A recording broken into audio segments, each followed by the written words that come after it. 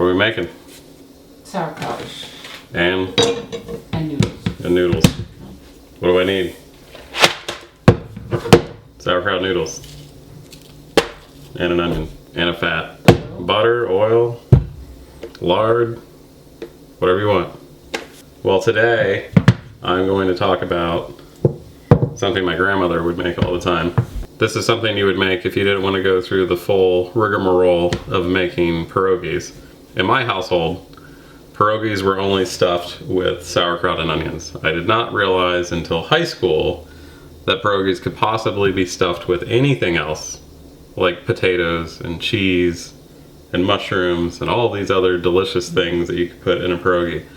But if you did not want to make the dough, or make a pierogi dough, and then stuff them and go through all of that, then you could make this dish. So this is going to be sauteed onions with sauerkraut, and then you mix in noodles, and then you just let it bake a little bit. Makes a delicious side dish. 3 major components to this. 1 onion, and you can scale this up as much as you want. This is going to make enough for about 6 people.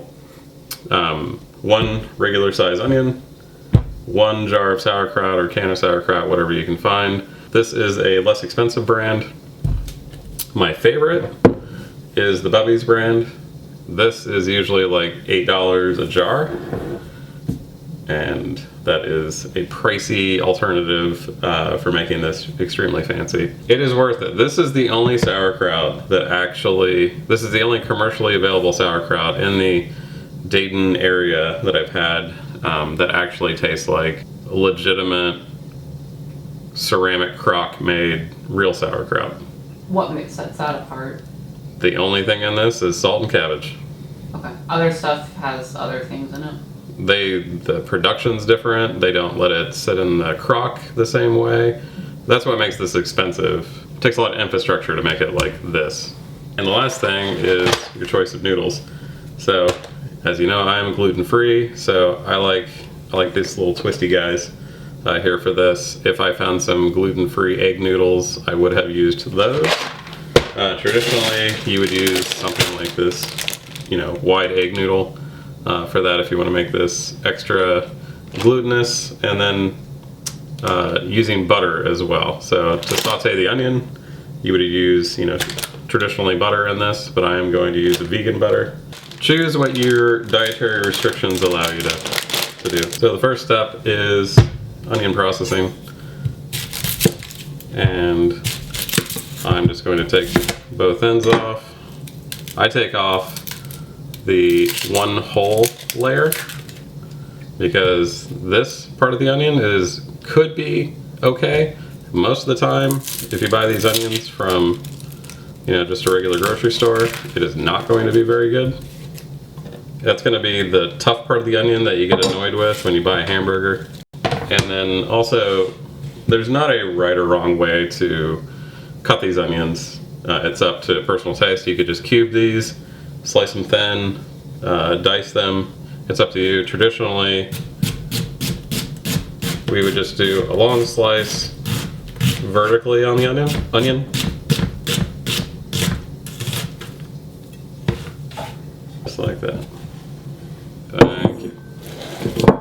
So now that the onions are finished, we're going to go on to getting the sauerkraut ready. For this, it's the same thing if you remember the cabbage roll episode. The only thing I need to do is just press it.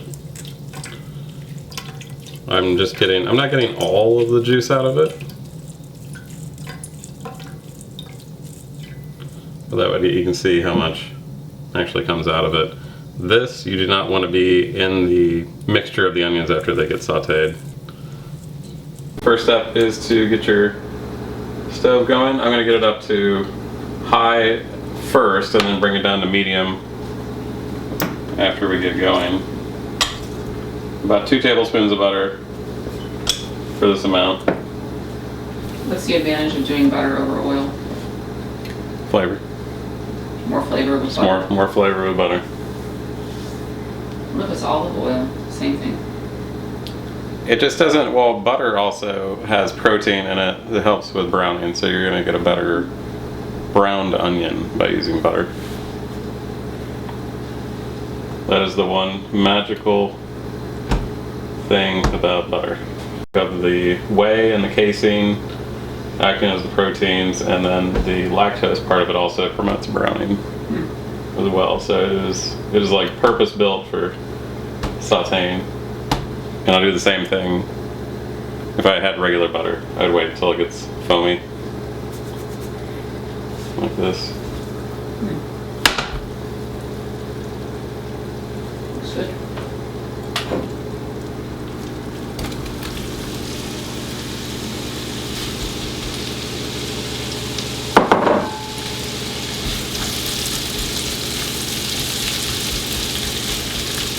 I'm gonna leave it on high until it starts getting some color, and then I'll turn it down to medium. So it's getting more aggressive right now, so turn it down to medium. We got 5 minutes later, getting a little bit of color. Normally I would add some salt at this point, but since the sauerkraut already has a good amount of salt in it, I'm not going to add that. I'm going to tune it later. But normally I would add salt to every component of everything that I'm working on. Let this go another 5 minutes, and I'm going to turn it down just a little bit more. Hot water. I'll start getting boiling on the side burner.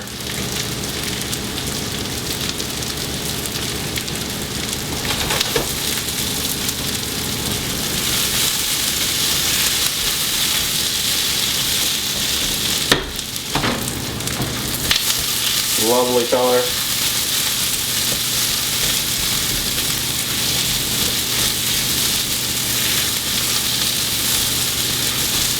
And I am happy with that.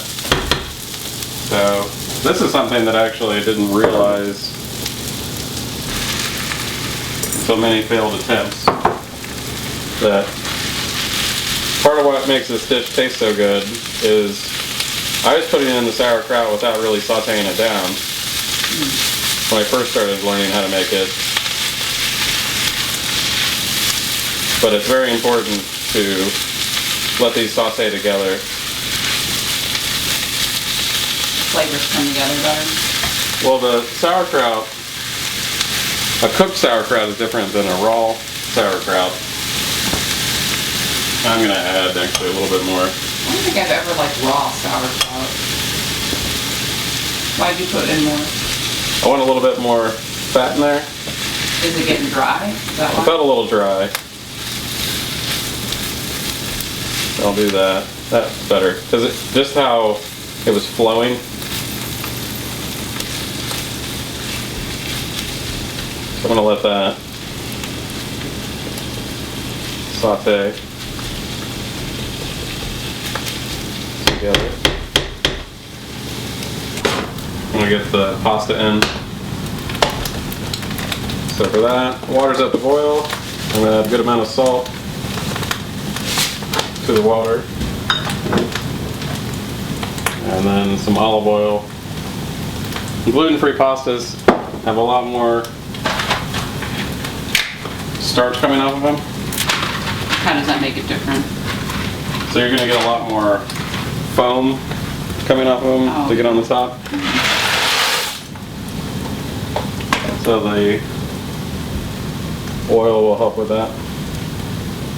Oil makes it less foamy. Oil doesn't allow the foam to form the same way. Oh. Because the foam is staying together because the starches are binding with each other. They're like forming bricks. Mm-hmm. So the oil breaks the bonds apart. Yeah, I mean that's one thing I don't like about the chickpea pasta is it's just a foamy mass. Mm-hmm. But if you put in oil, it doesn't do that as much. Mm-hmm. Okay. So this is 10 minutes, or sorry, this is 5 minutes after that, and you see how the sauerkraut starts turning color. So now the sauerkraut is turning golden as well. It's picking up any of the brown that was coming off the pan from the onions. And it's just making a happy little delicious mixture of... This is your happy trees? This is my happy tree. This is the happy little trees for the Bob Ross of cooking. Pasta is cooked. I'm going to turn this pan off. Drain the pasta. Last piece is I'm going to do some pepper. Pepper to taste.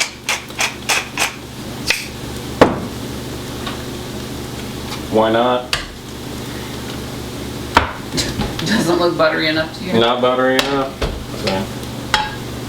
Or maybe it won't be as buttery when you add all the noodles. Yeah, you're adding a bunch of new stuff, so. You know, the noodles are going to have a little bit of that olive oil on them. The other reason why you don't want to rinse the noodles is that when you rinse that off, that is pulling off their ability to stick to things. So like the flavor that you're building up with the onion and the sauerkraut will bind to the noodle better. Okay. Same thing like if you're Italian dishes too, if you want the red sauce to stick to the pasta better, you don't rinse the noodles or any sauce. That looks beautiful. Yeah, it does. Smells great. And actually you can link the Polish sausage video because this is the perfect side dish Yeah. to have with Polish sausage. So I'm going to pretty this up, and then this is going to go into a 350 degree oven for about 15 minutes. What does that do? You don't have to do it, but it just crisps up, you know, just kind of sets it all.